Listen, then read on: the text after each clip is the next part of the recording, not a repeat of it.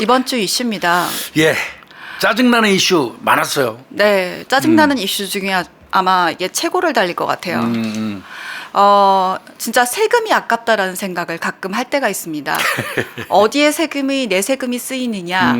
근데 조두순에게 내 세금이 쓰인다. 네. 뭐 교도소에서 밥 먹는 거는 그렇다 쳐요. 근데 내 세금이 그 조두순의 남은 일생을 기초생활수급비로 나가야 된다라는 게 예. 네, 너무 화가 납니다. 자세한 얘기 한번 해보도록 하겠습니다. 이거 조두순이 만기 출소하자마자 얼마 안 돼가지고 기초생활 수급비 신청을 했어요. 네. 그래서 조두순이가 원하는 대로 통과가 된다고 그러면 아마 내가 알기에 안산 단원구청일 거예요. 안산 단원구청에다가 신청을 했는데 조두순이 원하는 대로 된다고 하면은 조두순이가 약 120만 원 상당의 기초생활 보장급여, 기초생활 수급비라고 일반적으로 얘기하죠. 네. 이거를 받게 되거든요. 그러니까 이거를 보는 국민들이 이건 말도 안 된다. 우리 세금이 조금 전에 우리 김윤희 프로파일러 말씀하신 것처럼 내가 이런 새끼 밥 먹이려고 이런 놈 지원하려고 내가 쎄 빠지게 일해가지고 내가 세금 내는 거냐. 이런 생각들이 드는 거예요.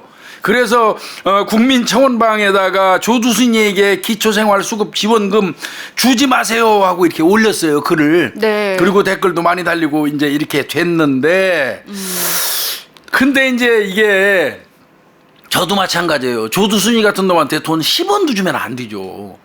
정말 그런 생각 드는데 그런데 이 법이라는 게 법이라는 게 이게 쉽지 않아요. 그렇게 하기가. 이게 안타까운 거죠, 이게. 네.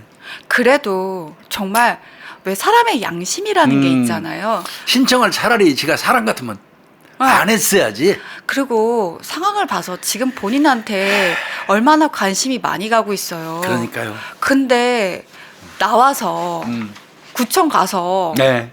이게 신청을 지금 나온 지 출소한 지 한 달 채 안 됐어요, 교수님. 그러니까 맞아요. 이게 12월 말에 가서 했으니까 네. 나오자마자 10일, 12일 정도? 한 20일도 안 돼서 이게 사람이 진짜 너무 뻔뻔해요. 뻔뻔한 정도를 넘어선 사람이죠. 이 사람은 어차피. 글쎄 정말 이 사람하고 우리가 섞여서 이웃으로 대한민국 국민으로 살아가는 것 자체도 고통스러운 일인데 얘가 이제 이거 기초생활 수급비 제가 좀 조사를 해봤어요. 봤더니 신청한 게 이렇더라고요. 선정이 이제 되잖아요. 만약에 이제 신청한 게 선정되면 생활비가 92만 6천 원이래요. 생활비가 92만 6천 원. 그다음에 주거비. 주거비가 26만 8천 원. 그 두 개를 합치면 119만 4천 원이랍니다. 그러니까 약 120만 원이라고 하는 거예요. 그래서 항상 기사에 120만 원, 120만 원 네, 이렇게 나온 거예요. 119만 4천 원 정확하게. 네, 그렇다고 지금 얘기를 하고요. 근데 네. 이게 기초생활 수급비라는 게 뭐냐면 이게 이제 교육 지원, 의료 지원, 주택 주거 지원 뭐 이런 거 등등으로 이게 기초생활을 보장해 주자는 취지에서 일 못하는 사람들 뭐 이런 사람들한테 이제 주는 거예요. 최저생계비를 어떻게 보면 지급하는 거예요. 근데 이거 잘 아시겠지만 국민 기초생활 지급 이거 외국인도 해당돼요. 네. 네, 외국인 우리나라 와 있는 외국인도 이거 혜택이 가능합니다. 그래서 이제 그것도 논란이 좀 있었어요. 우리가 세금 내 가지고 우리나라 와 있는 외국인들까지 기초생활 그 보장해야 되느냐 이런 얘기가 나왔는데 이제 그거는 철저하게 인도적인 차원으로 보여져요. 그런데 조두순이하고 경우가 좀 다르기는 하지만요. 네. 조두순이는 이런 것 같습니다. 지금. 네, 그 청원 글이 예. 이제 올라왔는데 예. 정말 이 공감하는 딱 글이에요. 이게 40대 남성분이라고 들었는데 좀 그래서 소개해드릴까 합니다. 저는 평범한 가정의 가장으로 그 누구보다 성실하게 살아왔다. 나라에 내는 국세는 어떠한 어려움이 있어도 모두 성실히 납부했다. 돈이 많고 여유가 있어서가 아니다. 대한민국이 제대로 국민을 보살필 수 있게 더 적은 돈이라도 국세, 지방세는 칼같이 납부해왔다. 하지만 오늘 이 글을 쓰는 이 시간 내가 세금을 꼭 이렇게 내야 하나라는 생각이 든다. 회의감이 드는 거지. 같은 국민인 게 창피할 정도로 파렴치하고 괴물 같은 인간에게 월 120만 원씩 국세를 투입해야 한다고 하니 허무하고 세금 낸 게 아깝다는 생각이 든다라고 토로했습니다. 거기 더 썼네요. 조두수는 말도 안 되는 악행을 저질렀다. 네. 그로 인해 한 가정이 치유할 수 없는 상처를 평생 안고 살아가야 하고 피해자는 평생 정상적인 신체를 못 가진다. 그런데 이런 사람에게 매월 120만 원을 준다는 것은 납득할 수 없다. 여태껏 교도소에서 밥 먹이고 옷 입히는 것도 아깝다고 생각했는데 이제는 기초생활수급자라니 어이가 없다. 제발 저 행정이 집행되지 않게, 그래서 국민이 노하지 않게 부디 올바른 행정에 힘써달라, 이제 이렇게 올리셨어요. 뭐 구구절절이 틀린 얘기 한마디도 없어요. 그 우리들 마음 같아서는 정말 그래요. 저 사람은 10원도 주면 안 된다는 생각이 들죠, 진짜. 그런데 이게 이 인도적인 차원, 또 그걸 떠나서 안산시 단원구청 아까 말씀드린 것처럼 주지 않을 수는 없을 것 같습니다. 제가 볼 때는. 네. 심사해가지고 이게 아마 신청하고 나서 60일 이내에 결정하죠. 네. 60일 이내에 결정하는데 안 줄 수는 없을 것 같아요, 이게. 그리고 응? 개인정보상 지급 여부에 대해서는 구청에서 말하지 않는다고 하더라고요. 그래서 어떻게 될지에 대해서는 정확하게 알 수 없을 것 같아요. 지금으로 봐서. 이게 이제 그 어떤 논리하고 좀 유사하냐면, 사실 우리 여기서 맨날 방송하면서 저 치를 떨는 그 범죄자들 교도소 보내면 그 새끼들 세금 우리가 먹이고 재우고 교도소에서 하는 거 다 우리 세금으로 하는 거잖아요. 그 죄진 죄수들을 우리가 낸 세금으로 밥 먹이고 옷 입히고 치료시키는 거와 마찬가지예요. 이 경우도. 어떤 면에서 보면 그죠? 맥락이. 네. 그래서 아마 안산 단원구청에서는 60일 이내에 어떤 형태로거나 아마 주게는 될 것 같아요. 이게 법이라는 게 엄밀히 존재하기 때문에. 그런데 이제 정말 속상하긴 하죠. 예, 이게. 조두순이 거의 그 기초생활수급 요건에는 거의 맞습니다. 부합이 된다는 얘기죠. 일단은 이게 이제 우리는 조두순이를 용서하지 않았어요. 대한민국 국민 어느 누구도 유니프로파일이나 저나 걔 용서 못하죠. 절대 용서 못해요. 걔 죽는 날까지. 죽어도 그 새끼는 이름에 남아있어가지고 용서 못합니다. 네. 역사에 남아있어서. 그럼에도 불구하고 일단 우리가 현실적으로 보는 법상 조두순은 자기가 저지른 행위에 대한 처벌을 받고 나온 거예요. 법상, 외견상. 우리는 용서 못하지만, 그러니까 조두순이는 지금 현재는 그냥 성격적으로는 그냥 일반 국민이에요. 우리하고 같은. 그럼 일반 국민한테 기초생활수급 대상자의 요건이 된다면 줄 수밖에 없는 게 법 아니겠어요? 그렇죠. 이런 경우에요. 조두순이가 68세예요. 네. 65세 이상은 노인으로 간주하잖아요.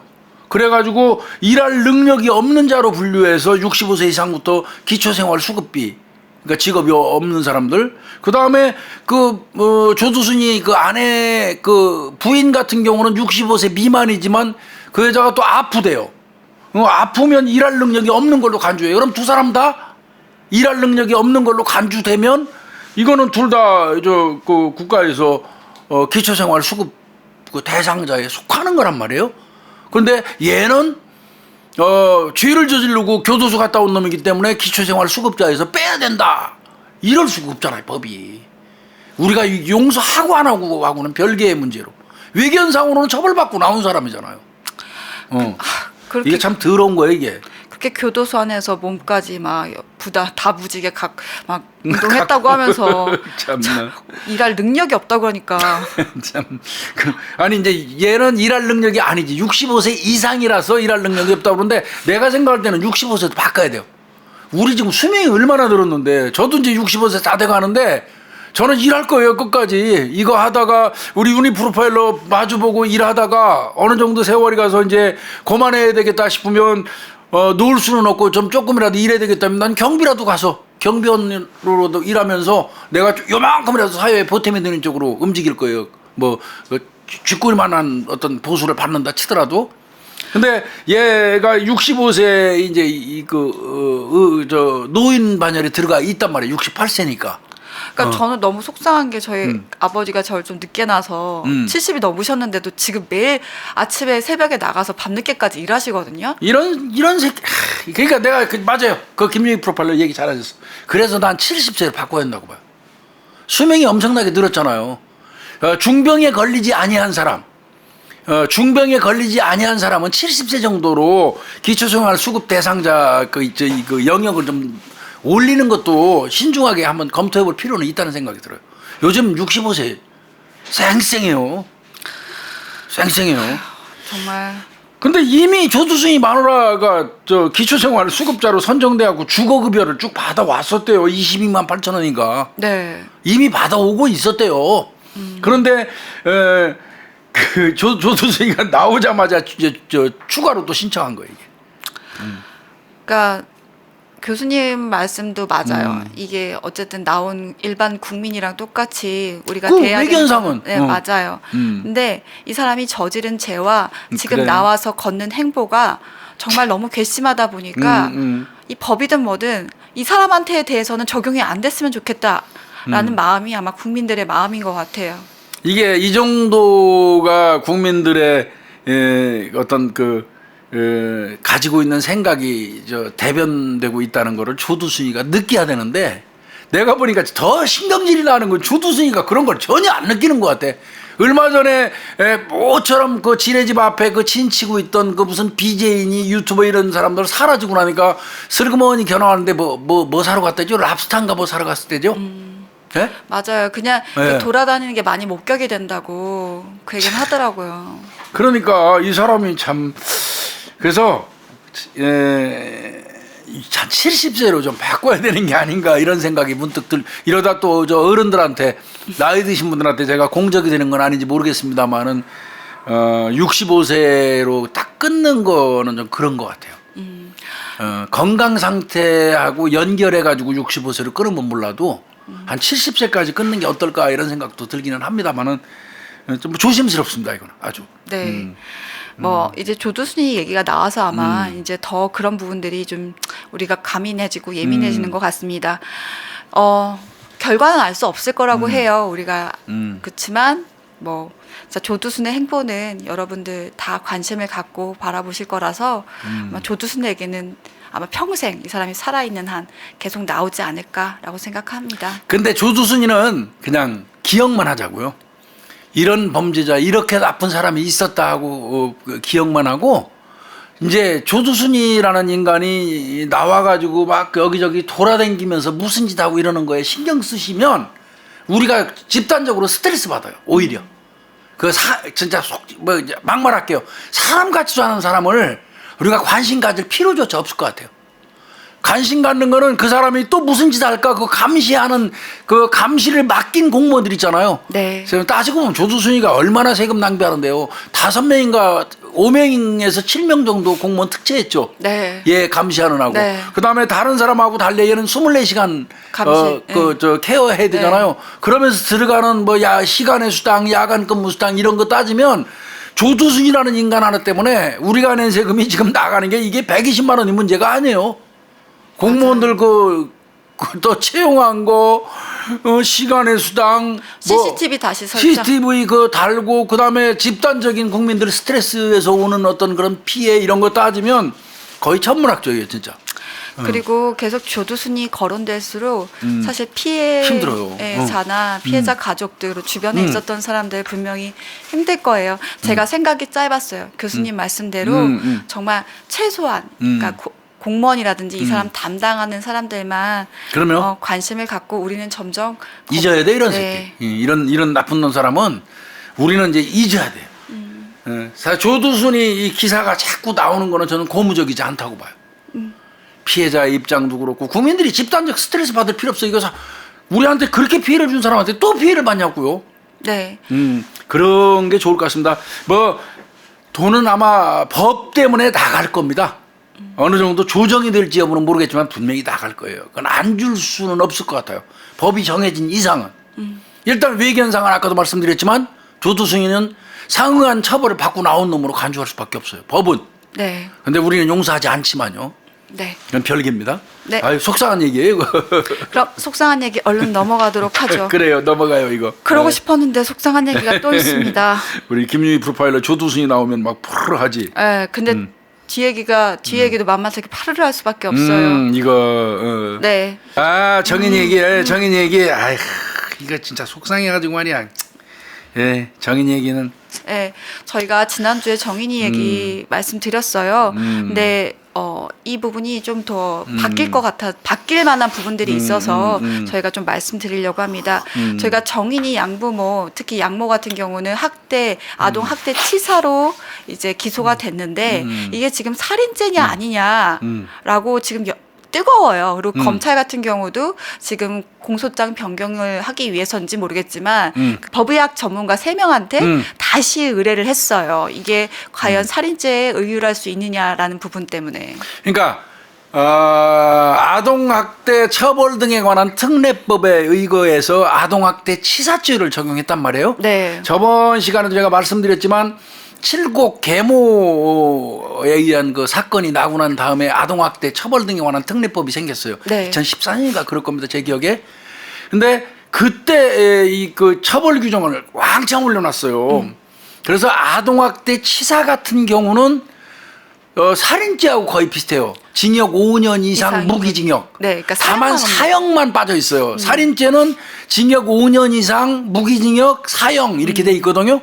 근데 솔직히 말씀드려도 대한민국에 이미 사형은 있으나 많아요. 그죠? 네. 그럼 그렇게 따진다면 실제 형량은 아동학대 치사죄나 살인죄나 별로만 차이가 없어요. 그런데 네. 차이가 있는 게 뭐가 있냐면 양형 규정의 차이가 있어요. 네. 양형 규정의 차이가 있어요. 살인죄는 이거보다 훨씬 많이 살릴 수 있고 네. 아동학대 치사는 살인죄보다는 양형에서 적어요. 네. 실제로 적용하는. 그러니까 여러분 법정형이라는 건 법률상의 정한 법률이 그 형이에요. 처벌인데 사실 우리가 이 법정형을 도입하지만 그건 극히 일부고요. 실제로는 이 법정형 안에서 이 양형이라는 거, 그 사법부에서 대충 이런 건 여기 안에서 판결을 하라라고 정해진 게 있는데 이게 살인죄와 학대치사는 너무나 다르다는 많이 거예요. 차이가 나요. 보통 그 살인죄의 기본 양형 기준은 징역 10년에서 16년이에요. 근데 아동 학대치사는 징역 4년에서 7년. 7년. 그러니까 맥시멈이 7년이에요. 네, 그리고 적게 나오는 경우는 2년 6개월도 돼요. 네. 맞습니다. 그래서 이제 살인죄를 의율할 수 있으면 그 살인죄를 의율하는 게 맞다는 거고요. 네. 저번 시간에도 저희가 말씀드렸지만 저는 그렇게 보거든요. 제가 한 32년간 그 일선에서 그 수사해오면서 제가 알고 있는 얕은 지식으로는 장갑막이 파열되고 갈비뼈가 골절되고 췌장이 절단되는 정도의 상해가 발생했다면 그거는 절대로 그들이 얘기하는 것처럼 떨어뜨리거나 밀쳐서 넘어져 갖고 생길 수 있는 그 상해가 아니에요. 상해의 종류가 아니에요. 어떤 경우라도 장파열이 되고 장기가 파열이 되고 그런 경우라면 이거는 외력이에요. 제 얕은 그 경험 지식으로는. 그러고 한 번도 그게 틀린 적 없었고요. 그 부분은. 그런데 정인이가 장갑막이 파열되고 췌장이 절단됐는데 그게 떨어뜨려서 가능하냐? 그건 불가능해요. 그 부분을 분명히 법의학 교수들한테 물어보겠다는 겁니다. 검사들이. 이거는 바꿔서 얘기하면 살인죄, 미필적 고의의 살인죄 요거를 적용할 수 있을지 여부를 정밀하게 법의학 교수들한테 그 법의학자들한테 물어봐가지고 할 수 있다면 살인죄로 기소를 한번 해보겠다는 뜻이에요. 제가 볼 때는. 네. 그리고 하나만 더 첨부할게요. 얘가 그 갈비뼈가 한번 부러졌던 데가 또 부러졌죠. 네. 그러면 학대의 연장선상 또는 반복성을 따지는 거거든요. 네. 그런데 요 정도 일어나는 16개월? 네. 이런 어린아이들이 갈비뼈 부러지는 일은 없습니다. 떨어져가지고. 아이들의 갈비뼈는 탄성이 엄청나게 좋아요. 유연성이. 이 성인들하고는 다릅니다. 네. 골절이 잘 안 돼요. 아이들의 갈비뼈, 요 정도 어린아이들의 그 갈비뼈 같은 경우는요, 위력이 가해지지 않으면 절대로 어디서 툭 떨어져가지고 골절 못 안 와요. 그런 부분 등등을 아마 생각해가지고 검찰에서는 살인죄로 의율할 수 있는 여부를 지금 판단하기 위해서 법의학자 3명한테 지금 보낸 걸로 보여요. 그러니까 크게는 두 가지예요. 아까 교수님 말씀하셨던 대로 미필적 고의든 고의가 있었냐의 여부가 판단이 될 거고요. 두 번째는 학대의 치명성이에요. 얼마나 연속적으로 그리고 지속적으로 그리고 얼마나의 폭행의 정도가 있었냐 여부인데 지금 어쨌든 고의 정도가 지금 사실 미필적 고의는 증명이 안 됐다고 하더라도 상해 정도를 봤을 때 아이가 지속적인 폭행이 있었다고 한다면 가능할 수 있다라는 부분이고 멍이라든지 여태까지 뭐 소아과 의사들이 진단을 했었던 거 또 그리고 뭐 장각막 파열 또 그 췌장의 절단 같은 이런 치명성을 본다고 하면 분명히 살인죄에 의뢰할 수 있지 않냐라는 게 대략적인 의견이고요. 그거 관련해서 대한 소아 청소년 학회였나요? 네, 맞아요. 네, 그 의학 학회에서도 이거는 살인에 의율할 수 있다라고 그들은 발표했습니다. 그러니까 저희가 늘 말씀드리지만 미필적 고의 아마 일반인들이 가장 헷갈리는 부분이 말로는 많이 들었을 거예요. 미필적 고의에 의한 살인.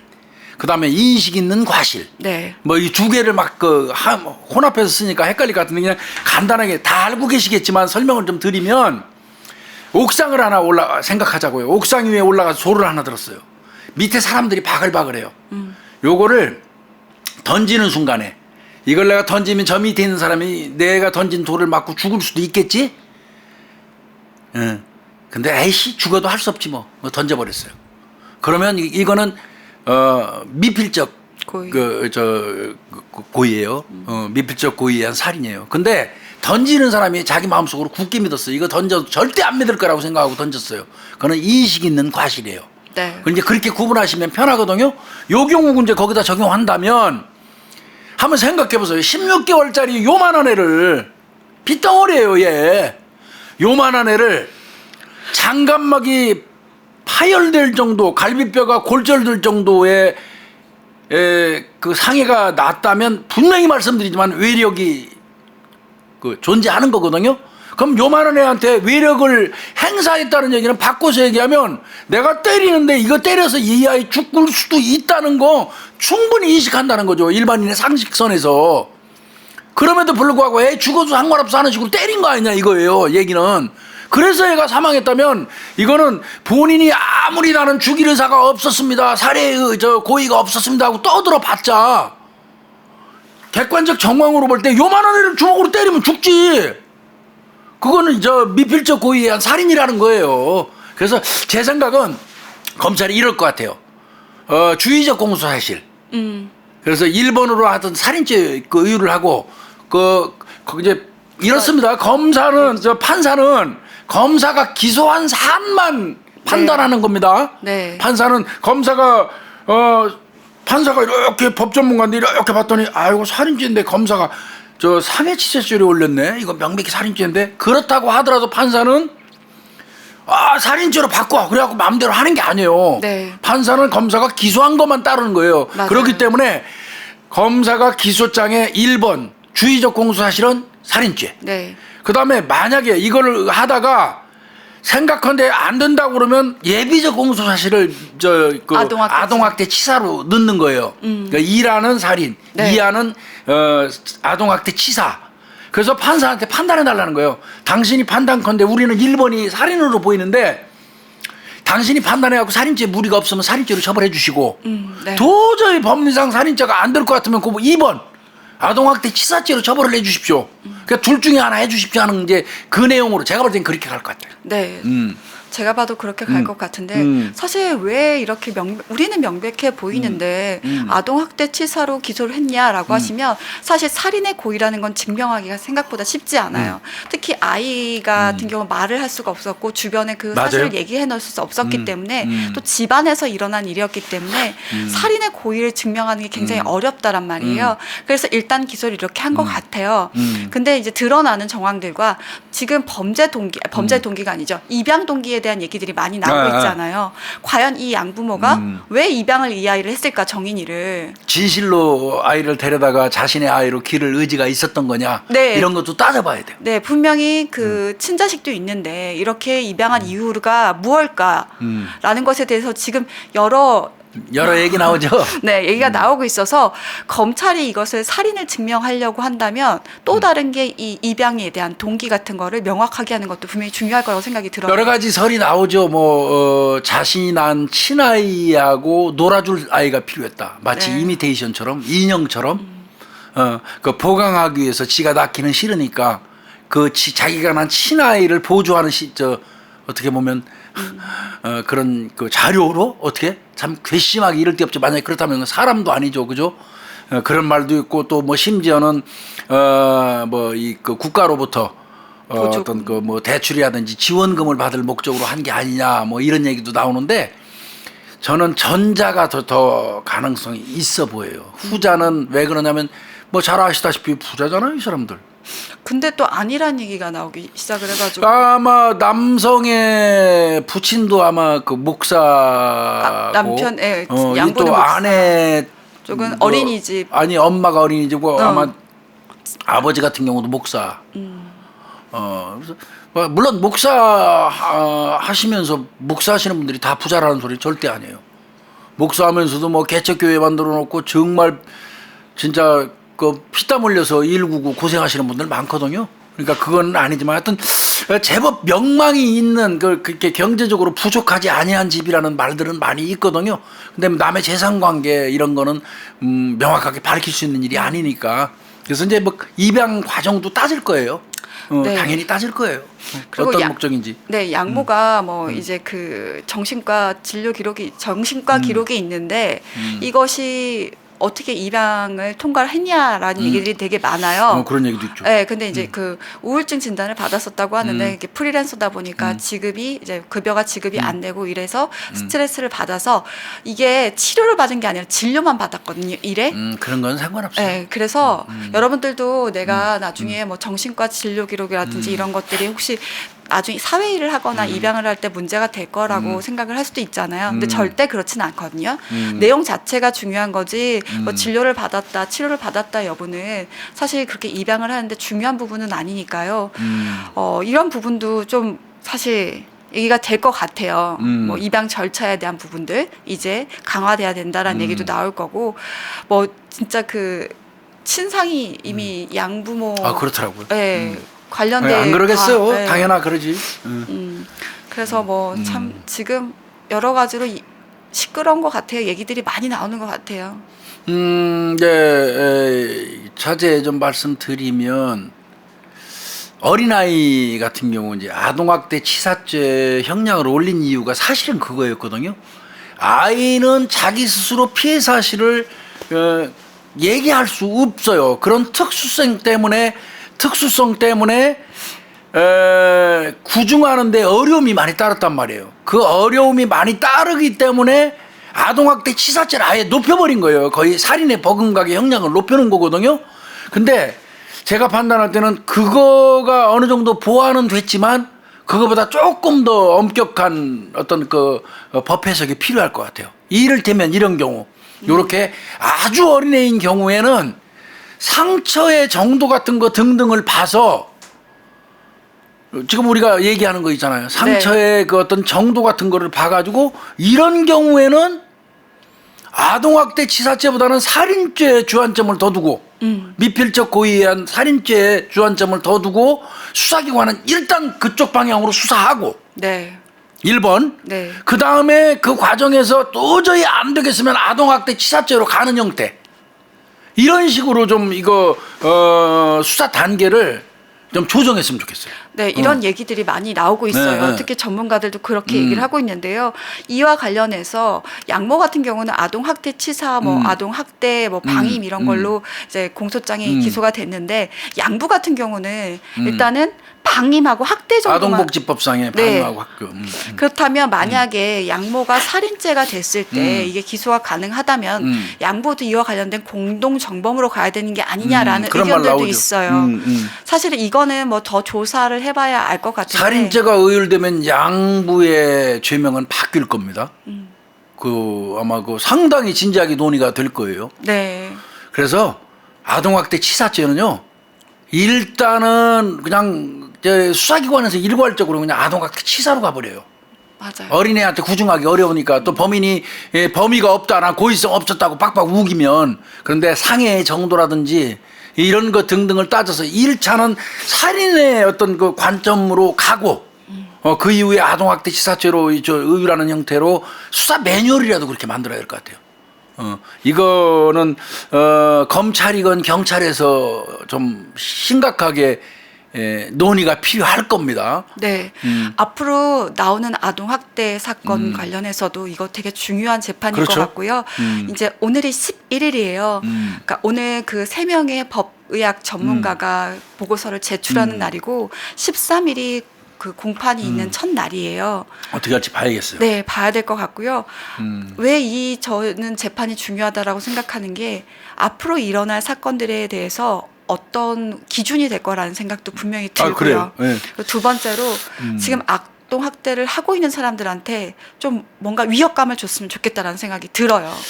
있을 수 없는 얘기예요. 어린아이는 꼬치로 때리면 안 된다고 그러는데 세상에 이런 최근에 또 어떤 한 아이가 그 한파 속에 내복만 입고 9시간 동안 바깥에서 방치된 사건도 있었잖아요. 엄마가 퇴근하는 시간에 얘가 문 열고 나와가지고 배고파가지고. 그러니까 아이 그 방치했다는 얘기잖아요. 그게. 네. 그래서 진짜 아동 관련된 사건들은 사람 마음이 너무 아픈 것 같아요. 그리고 너무 화가 나고. 맞아요. 이거는 여러 가지 시스템이 있겠지만 뭐 우리 사건으로 해서야 뭐 사건의 어떤 그 사안 같은 것만 얘기할 수밖에 없는데 저는 이제 개인적으로 아동인권국 보건복지부 산하에 아동인권국을 하나 창설을 해가지고 거기에 근무하는 사람들 공무원을 만들고 거기에 근무하는 사람들한테 조사할 수 있는 특별사법경찰관리 특사경 자격을 좀 부여해서 전문적인 식견을 가진 공무원들이 철저하게 아동학대 관련된 거 1차 조사할 수 있게 네. 이렇게 좀 힘을 줬으면 좋겠고요. 그 아동학대를 담당하는 공무원들이 경찰에 뭐 언제든지 요청을 하면 경찰은 거침없이 나가고 적극적으로 협조할 수 있는 그런 시스템 이렇게 구축이 됐으면 좋겠어요. 아동학대는요, 실제로 물리적인 아동학대도 있지만 정서적인 아동학대와 방임도 있어요. 그래서 아이들 같은 경우는 몸에서 일어나는 뭐 멍이라든지 상처 같은 걸로 판단하시면 좋을 것 같고, 아이들이 얘기를 하다가 갑자기 오는 정서적 변화가 너무 극심하다라고 한다면 또 그렇지. 생각해 볼 필요가 있고요. 그다음에 아이가 먹는 것에 집착을 한다든지 아니면 와서 오자마자 계속 많이 먹어댄다든지 이런 자해하는 애들 네. 머리 쥐뜯고 스스로 자기 맞아요. 뺨 막 때리고 네. 이런 징후 이상 같은 있는 거 거거든요. 네, 중요하고요.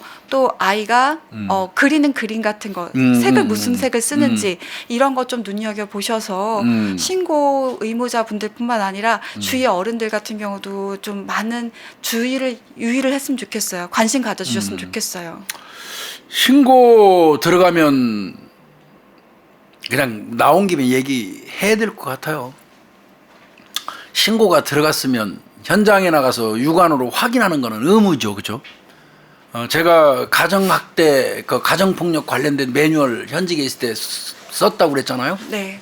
그때 제가 쓴 것도 이후 열막론하고 현장에 나가서 피해자를 경찰관 눈으로 육안으로 확인은 해라. 가정폭력 관련된 거 제가 매뉴얼을 그렇게 만들었어요. 아동학대는 왜 안 해요? 더 하죠. 이건 더 해야 되죠. 않나요? 맞습니다. 성인인 그 여성보다 성인인 남성보다 남성이나 여성보다 어린아이는 말도 못하는 애니까 당연히 경찰이 가서 봐야 될 거 아니에요. 근데 양천경찰서 서장 뭐 직위해제 됐는데 나 그 직위해제 징계라고 생각 안 해요. 직위해제가 무슨 징계입니까? 직위해제는 당분간 보직 안 주는 것 뿐이에요. 직위해제 해놓고 징계위원회를 열어서 그 사람을 어떤 징계를 주는지를 지켜봐야 되고요. 본인이 직접 안 했으니까 그 서장이 무슨 책임 있냐고 나한테 얘기하는 사람들이 있던데 천만입니다. 서장으로 군림하고 직원들을 위해서 이렇게 컨트롤하는 그 자격을 왜 줬습니까? 밑에 사람들 하나하나 잘못하는 거 다 감지하고 그거에 대한 총체적인 책임지라고 책임져 앉힌 거예요. 그러니까 직위해제 시켰으니까 일단 보직에서 밀려나 있지만 총경계급장 그대로 달고 있어요. 거기에 이제 상응하게 징계위원회 열어서 그 사람 그 책임의 정도가 어느 정도인지는 모르지만 보고를 받고도 그냥 넘어갔다면 그 사람은 아주 중징계명이어야 돼요. 몇 달이 건너서 책임자지만 그거 이외에 여성 청소년 계장이나 그러니까 팀장이죠. 여성 청소년 과장은 좀 더 많은 처벌을 받아야 되겠죠. 당연히 현장에 나가고 직무 방기한 그 공무원, 경찰 공무원은 그건 더더군다나 책임 크게 받아야 될 것 같고요. 그래서 그거는 상응하게 좀 확실히 해줘서 이거는 개인적으로는 그렇습니다. 개인적으로는. 그 공무원들, 그 양천경찰서 직원들의 그런 직무 태도 자체 중징계 매겨갖고 내쫓거나 뭐 이러는 거 가슴 아플 수 있지만 경찰 조직이 살을 내면 요번에 양천경찰서 이 사건 그 어떤 징계에 관련된 거 이런 거 등등 투명하게 국민들한테 밝히고요. 요번에 아주 완벽하게 이 경종을 울리는 계기를 삼지 않으면 경찰 조직 죽습니다. 경찰 조직 계속 이런 형태로 가면 죽어요. 몇 가지 제가 말 나온 김에 또 말씀드릴게요. 저 말 많이 한다고 뭐라 하던데 첫 번째 저는 그런 생각했어요. 예전에 제가 경찰 처음에 들어왔을 때는 부조리가 만연되고 너무나 공부를 안 해서 그게 불만이었어요. 근데 제가 경찰학교 가서 교수하면서 보니까 요즘 젊은 친구들 수십 대 일, 수백 대 일에 경쟁을 해치고 들어오고 전부 공부 많이 해서 들어온 친구들이더라고요. 젊고 똑똑하고 잘생기고 다 이쁘고 다 그렇더라고. 저 자부심 엄청 많이 느꼈어요. 이들이 나가면 경찰 조직이 많이 바뀔 거라고 생각했어요. 희망에 부풀어 있었어요. 근데 지금 보세요. 그들이 가장 경찰이 필요한 게 뭡니까? 책임감이에요. 사명이에요. 경찰은 일반 공무원처럼 직업에 종사하는 게 아니고요. 경찰에 투신한다고 그래요. 몸을 던진다고 그래요. 경찰은 절대 직업의 대상이 돼서는 안 되는 거예요. 물론 직업은 직업 맞아요. 월급 받아서 먹고 사니까. 그렇지만 그런 직업보다는 조금은 높아야 돼요. 그래서 투신이라고 일반적으로 얘기해요. 투신했다고. 근데 그런 사명감을 가진 사람들이 없어요. 전부 회사원으로 착각을 하는 것 같아. 경찰 생활을 하면서. 그럼 땡하면 나 퇴근해야 되고 이만치 일했으니까 이런 식으로 지금 흘러가는 경향이 요즘 젊은 층들한테 너무 많아요. 경찰을 직업으로 생각하면 안 되거든요. 그러니까 어떤 신고가 들어오면 이거 귀찮으니까 이거 안 돼요. 이거 주범이 중국에 있기 때문에 못 잡아요. 그 맥이나 빠지게 해서 보내고 소소한 거 신고하면 지 입장에서는 소소하지만 신고한 사람은 심각한 거예요. 그것도 이런 거 정도 가지고 해결도 안 하고 나 경찰 찾아오냐는 식으로 핀잔 주고 이미 경찰 자격 없어요. 그런 젊은 사람은 그 정도의 정의감도 없다면 그 사람 경찰 하면 안 되고요. 중간 간부층도 분명히 말씀드리고 싶어요. 저도 중간 간부층으로 끝난 사람이지만 인기나 얻어서 다면 평가하니까 아래 밑에 사람들한테 좋은 평가 받으려고 걔들 잘못하는 거 지적 안 하고 위에다가는 비벼가지고 승진하는데 이득 보려고 아래 위로 눈치 보면서 가재미 눈깔 뜨고 중간 간부 하려면 하지 말고 나가야 돼요. 거기다가 맨 꼭대기층에 있는 사람들은 할 얘기 아니지만 현장을 아는 사람이 거의 드물어요. 현장 제대로 뛰지 않고 경찰 조직의 문제점이기도 해요. 기획부서로만 도는 친구들이 진급하니까.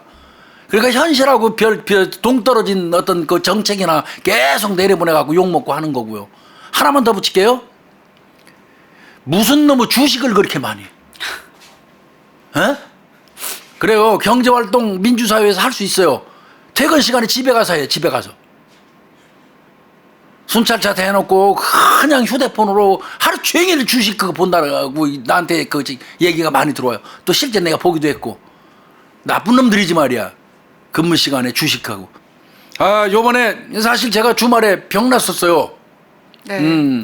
한 2, 3일 그냥 꼬박 앓았는데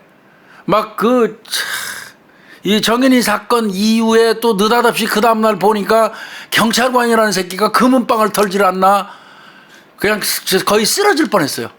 술 먹고 좀 그랬더니 그냥 한 며칠 몸살이 나고 아팠는데 진짜 이건 아니에요. 이건 정말 아니에요. 경찰이 이렇게 가면 안 돼요. 양천 사건이고 정인이 사건이라는 얘기도 하면 안 됩니다. 사실은 우리가 나영이 사건 안 하듯이 이거는 그냥 양부 양천 아동 학대 사건 이런 식으로 하는 게 학대 사건 그렇게 바꾸는 게 맞고요. 정인 얘기는 더 이상 안 올리는 게 맞겠고요. 네, 사실 정말 중요해요. 그러니까 아무리 다른 사람이 열심히 해도 이런 한두 사람의 비도덕적이고 에이. 특히 정말 법을 수호해야 될 사람이 법을 어기는 이런 사건들은요 국민들한테 아유 힘들어요. 네, 불신을 줄 수밖에 없는데요. 한 가지 제가 더 부탁드리자면요. 아동학대 사건은요. 가면 아이들 같은 경우 보통 어떻게 증언하라고 하냐면 강요를 받아요. 괜찮다라고 얘기하라. 그렇죠. 아무 일도 없었다라고 이미 입을 맞추는 경우나 엄마나 아빠가 그렇게 억압을 해놓는 경우가 많아서 아이들이 다 괜찮다고 하거든요. 아이들 말을 절대 말만 믿지 마시고요. 부모 말만 믿지 마시고요. 아이 방을 가서 보세요. 그리고 아이 집 상태를 보면 대충 파악할 수 있는 게 있고요. 주변 사람들한테 꼭 주변 증언 들어보시고요. 아 그럼요. 네. 아니 무작정 현장 나가서 눈으로 보고 아이. 네. 그리고 아이를 자주 보러 가세요. 아 그럼. 한 번 보러 가시는 게 아니라 타이밍을 다르게 해서 또 보러 가세요. 아침 가보시고요. 뭐 오후에 가보시고요. 이렇게 아이들의 상태를 좀 많이 보시고 나서 결정을 하셨으면 좋겠어요. APO라고 그러죠. 그 아동학대 관련된 학교 폭력 관련된 이제 이 경찰관들 사실 정해놓고 있어요. 정해놓고 있는데 거기도 인원 보충도 좀 해주고 네, 진짜, 아예 네. 딱 떨어지게 그래서 그 업무에 전종할 수 있도록 사실은 제가 뭐 양천서 그쪽하고는 관계 없는 얘기인데 이제 저 여청계나 이쪽에다 해서 물어보니까 그 사람들이 맡은 일이 너무 많아. 맞아요. 진짜 많아요. 뭐 노인학대, 여성 관련된 건 다 하죠. 가정폭력 청소년, 아동 다 하니까 너무 힘들다고 심지어는 뭐 여청계에서 실종까지 또 현장에 최초에 나가야 되고 이러다 보니까 그들이 맞아요. 하는 일이 너무 많아서 맞아요. 이건 아동학대 관련된 건 따로 끊어내야 될 것 같아요. 네, 그리고 장애인 관련해서 또 나가고. 예, 끊어내야 돼. 네. 그 사람들이 직무가 너무 많더라고요. 네. 그래서 끊어내서 경찰청에서도 이번 기회에 아동복지부 산하의 인권국 하나 만들어가지고 경찰에 아동학대만 전담하는 부서를 만들어진다면 양쪽이 딱 매치돼가지고 효율적으로 할 수 있잖아요. 네. 아이들은 우리 장래예요. 우리의 장래. 우리의 장래를 이런 식으로 취급하면 안 되죠. 이건. 네. 그리고 이렇게 수사기관에서 또 그 사법권 초기 단계에서도 이렇게 사법권의 어떤 초기 단계의 개입도 분명히 중요한데요. 아동학대 사건이 1년에 일어나는 게 한 3만 건인데 3만. 네, 근데 그게 재판까지 가는 건 딱 1%래요. 그래가지고 거의 한 300건 정도가 작년에 접수가 됐는데 이 중에 우리가 얘기하는 징역형이라고 하죠. 그걸 받은 게 유기형이 선고된 건이 33건밖에 없어요. 맞아요. 12%. 그러니까 이거 한번 잘 생각해 볼 필요가 있겠다. 네. 아이고 참 안쓰러운 사건. 아이한테 너무 미안하죠. 어른으로서 무작정 미안하고 잘못됐고 그렇죠. 네, 여러분들 제 동생이 그런 얘기를 하더라고요. 언니, 16개월 동안 아이가 어떻게 그렇게 기구하게 살고 갔을까라고. 짧게.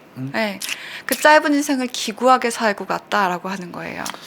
너무 가슴이 아프죠. 예. 네, 여러분 오늘 한 번만 지금 이 자리에서 얘기하겠습니다. 정인이를 위해서 지금 보시는 분들 하늘나라 가서 행복하라고 기도 한번 해주셨으면 좋겠어요. 예, 여러 네. 가지로 있어서는 안 되는 일만 이제 발생한 일이니까 여기에서 뭔가 진일보하고 변하는 그런 기회가 됐으면 진짜 바랄 게 없겠어요. 네, 예, 네. 다음 고생했어요.